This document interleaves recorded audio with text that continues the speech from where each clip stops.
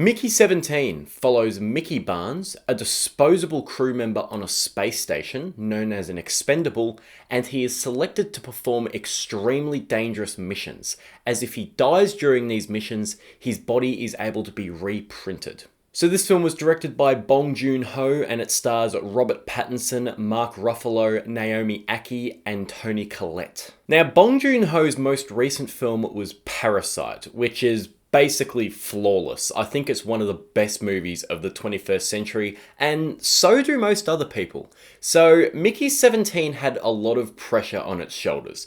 I certainly wasn't expecting anything anywhere near as good as Parasite. That would be completely unfair, but I was still really looking forward to it.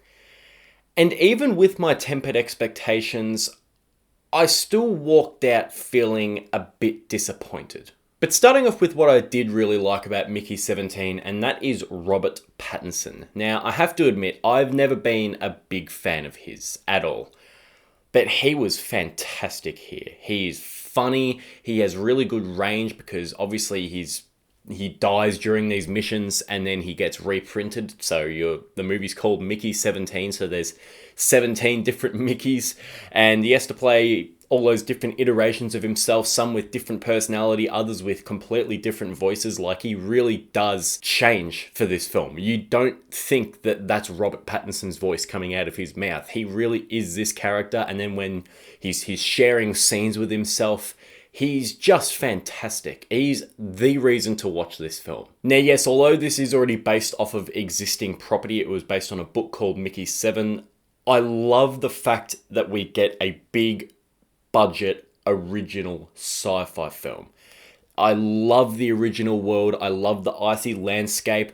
I love the creatures. I love all the technology and everything that's here. It's all really fascinating. I love that where it's just like, you got this whole thing that literally can reprint you with your memories intact because like you're sent out to die for a living. I just think that's such a cool concept. It's not like anything that at least I've ever seen before. There's a bit of Paul Verhoeven here. It kind of gives you that Total Recall or RoboCop, but still, it's not like when you're watching it you think, oh yeah, this is like RoboCop or Total Recall, because it's not at all. It's just that same flavor where it's really creative, imaginative sci-fi stuff that I'm not a sci-fi fanatic or anything like that, but I really do get invested when I hear concepts like that. I'm like, that is so cool. I want to know more about that. The movie looks great, as you would expect. Bong Joon-ho is a fantastic director, and he really does something interesting with the locations of this film. Not just in the icy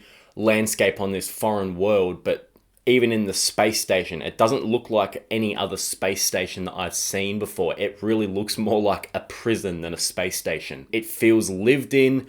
All the dodginess going on in the station, you can understand, and you really do feel like, yeah, that would probably kind of happen if this was a reality. I love the way Kenneth Marshall, the kind of big leader of it, the piece of shit, you see where he lives on this space station and then you compare it to where everyone else lives. It's just, the contrast is so big, and the setting and the set designs and the way everything's lit, it's also grim and gloomy, but then you go to Kenneth Marshall's quarters and it's just this pristine place.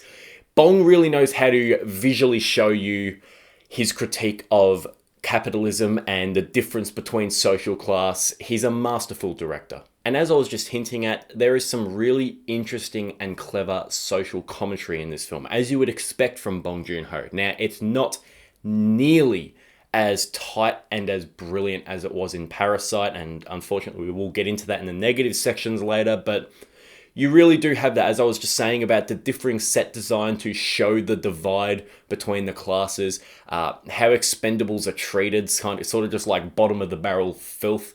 It's very cruel, but it's also really funny in a dark way. Like, some of the stuff, especially there's one example near the start of the film, they basically send him out, they're like, yeah, okay, you're going out to do this, but also you're really close to the sun, so we're just going to leave you out there to die and see what happens. So, sorry, but I just didn't want to tell you while you were on the space station, but this is what's happening. So, and Mickey's just like, oh, fuck. And lastly, I do love a movie that leaves you not sure on whether you like it or not. I love it when you have to go home and sleep on it and think on it and really take your time to make your mind up. It's not the kind of thing where you leave the cinema and you're like, that was a good experience, that was a bad experience. No, it really does make you think.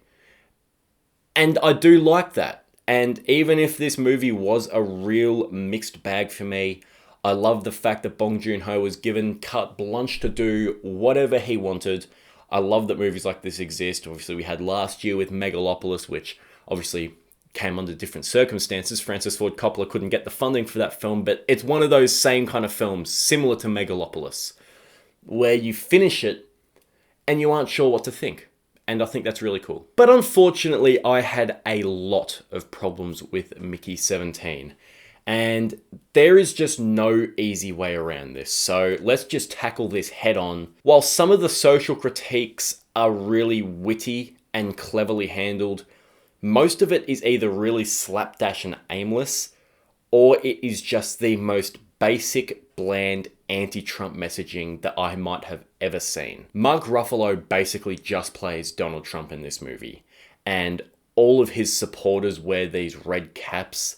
His second in command is basically in love with him and wants to suck his dick, almost. Not really, but metaphorically he does.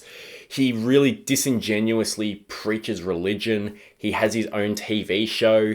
He's insanely arrogant. He's a massive liar. It's just all so there and so present and so in front of you. Now, Bong Joon-ho has actually explicitly stated that he doesn't want Mickey 17 to be a complete takedown of Donald Trump specifically. He wants Donald Trump to be included in that bracket, but he wants it to be a spit in the face of all tyrannical world leaders. But Mark Ruffalo seems to have other ideas. His dialect, his mannerisms, he has a little dance like Trump's YMCA. It's all right there and just identical. It's unmistakable. Now, I'm not saying that you can't mock Donald Trump or other world leaders, but you have to do it in a clever way.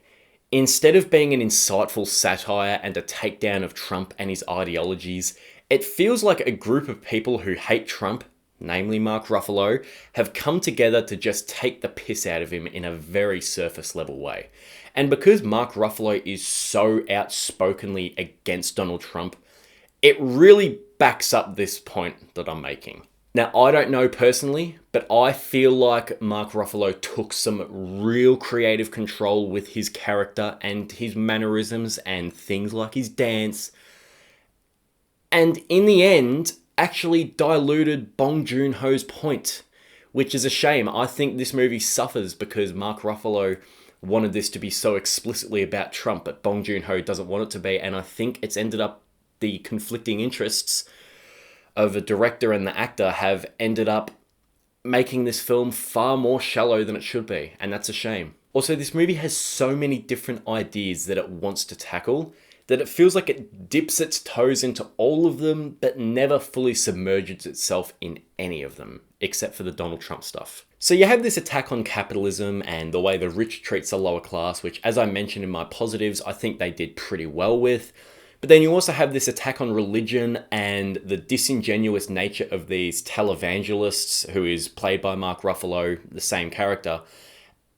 But that could have worked if it wasn't for the fact that Ruffalo was just going all in on this fucking SNL level Trump impression. It just feels like, again, Bong Joon-ho was trying to get something else across, but Mark Ruffalo just couldn't help himself, and it ends up worsening the film. And then all of a sudden it becomes this really surface level critique of colonization, this real white bread take on it. It's not executed in a way that's thought-provoking at all. It's just like, yeah, and then it just never elaborates at all. It just goes into it for some reason. I don't know why that was there at all, because it just turns what was already a really messy film into something even messier. And I also wanted to explore expendables and the consequences of being an expendable and the side effects of that and reprinting people and all that technology. I wanted to explore that more than we did. because it's all such cool ideas, but they don't give it the time of day that it deserves. So overall, Mickey 17 is one of those films that makes me so glad that I'm not doing star ratings anymore, at least on my YouTube channel. I will give it a star rating on my Letterboxd account, but it's just one of those ones that's such a mixed bag. It is more good than bad, I think, but only by that much. I was never bored, but it is dreadfully paced due to a lack of focus. Robert Pattinson is phenomenal, while Mark Ruffalo nearly sinks the entire thing. A lot of it is witty and funny, especially the capitalism, which Bong Joon-ho really thrives on, discussing that and taking it down in a really clever way. But a lot of it is just dead on arrival, unfunny, messy, unclever nonsense. So that is my review on Mickey 17. Check it out if it sounds appealing to you. I really don't know how to recommend this film, but yeah, it's an interesting one. Let me know in the comments if you've seen it, if you enjoyed it, if you didn't like it, if you disagree with me, and yeah, I will see you all later. Bye.